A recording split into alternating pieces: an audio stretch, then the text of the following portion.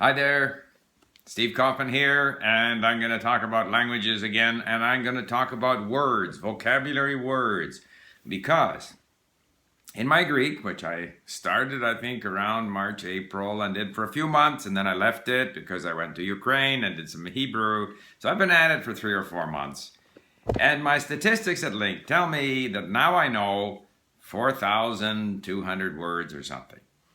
When I hit 3,000 words, I decided I would start speaking. So I'm speaking 3 or 4 times a week with a tutor. Before that level, I didn't feel I had enough words and I'd had enough exposure to carry on a conversation. Remember that I learn my words through listening and reading. I don't learn my words from lists of words. And so now that I'm over 4,000, I have finally decided to start tackling interesting content. And interesting content at the sort of at this level is newspaper articles. Newspaper articles are great because they're relatively short. They're normally not written at a very high level in terms of the kind of vocabulary they use. In English, I've seen them described as being anywhere between sort of grade 7 reading level and grade 8 reading level. It's not very difficult material. It's not like literature. And very often, I mean, you select the articles that you want to read, and so they can be on subjects that you're familiar with. And obviously, if you're familiar with the subject, you're going to have an easier time understanding it. That's been demonstrated. Familiarity with the subject is a big boost to comprehension. And you can stay on stay on economics, and you'll get a repetition of economics terms. You can save phrases there, which I do at LingQ, of course. But fundamentally, it's these vocabulary words. It's the words that sort of is these are the milestones of how you're doing. Because, and I think this is another important point, language learning, it's not about someone explaining the grammar to me. Because ultimately, I'm going to need a lot of words. So these words that are the milestones, I've often called it the mechanical rabbit that the greyhound racing dog chases after. They lead you to a discovery of the language. Initially, you're dealing with less interesting content, but you're motivated to get a grip on the language. But now I'm at that stage where I'm reading about Greece, about different economic and political issues in Greece, and my vocabulary is increasing, and I'm discovering more about the language.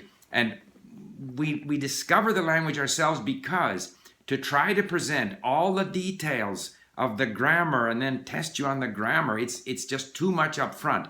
As I discover the language and in my mind, I form certain questions about certain endings in Greek or about certain tenses in Greek.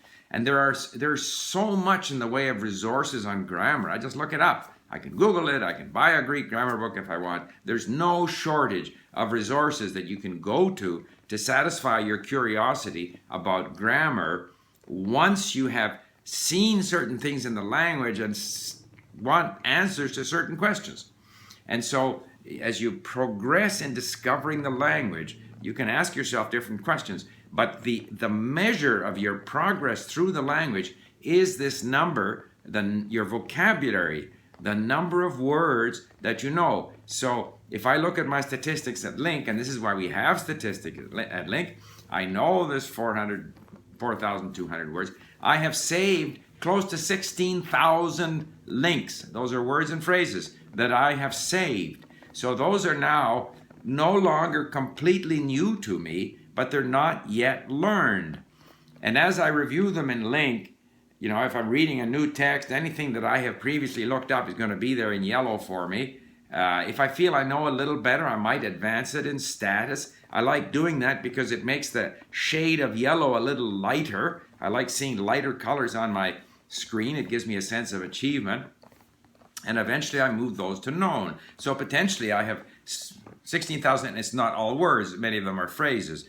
But presumably about at least 10,000 of them are words. These are words that I'm in the process of getting to know. And as I see them again and again in different contexts, they gradually get converted to known. So that when I started speaking, I knew 3,000 words. That wasn't very long ago. I'm now over 4,000. And now that I'm into reading interesting content, I expect that number to go over to 5,000, 6,000. Right now, if I bring in a newspaper article, as I just did, I went to Tovima, which is a popular newspaper in Greece, tovima.gr. I saved 3 or 4 articles. I can do it on my iPad, I can do it on my computer.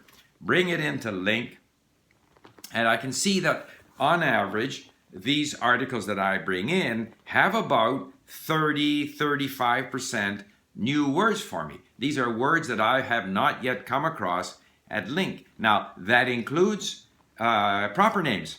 So those proper names, I X them out so they don't count in my statistics. So probably a certain percentage of those are actually names. So the number of unknown words is going to be around a third at this point. And I, from my own experience, as I learn more vocabulary items, gain more words, that percentage is gradually going to go down from 33% to 25% to 20%, 15%. And when I'm at 15%, that's a real sweet spot where I'm really able to get the hang of things as I read. But even now, I'm certainly getting meaning from these articles. Of course, I have to look up my yellow words again. I have to look up all the new blue words, about a third of the words. But it's meaningful. I know enough. I have enough of a sense of the structure. I'm gradually discovering more and more of the language. So let words be your milestones. Let words be what drives you to discover the language. And then, as required, you look up grammar points or you hook up with a native speaker and start using the language. So there you have it, just touching again on the importance of vocabulary, words, and counting words as a measure of your progress. Bye for now.